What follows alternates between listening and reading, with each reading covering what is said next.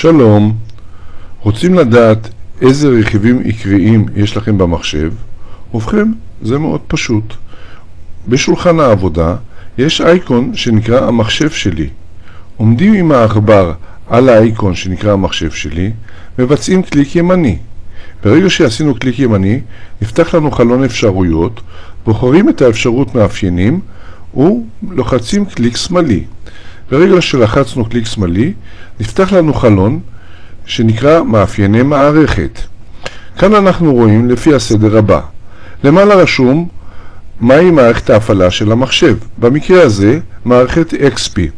לאחר מכן, אנחנו רואים מהו המעבד של המחשב, כלומר ה-CPU. כאן אנחנו רואים שזו מעבד מסוג אינטל, והמהירות שלו 2.66 GHz.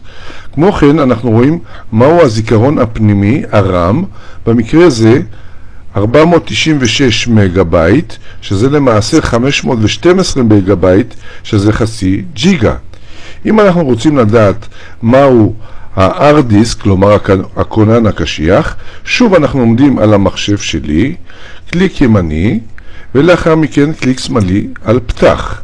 נפתח לנו שוב חלון שנקרא המחשב שלי.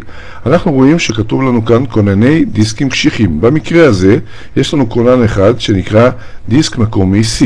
שוב עומדים עליו, קליק ימני, שוב עומדים על מאפיינים, קליק שמאלי, ואנחנו רואים מה המאפיינים של הדיסק הקשיח.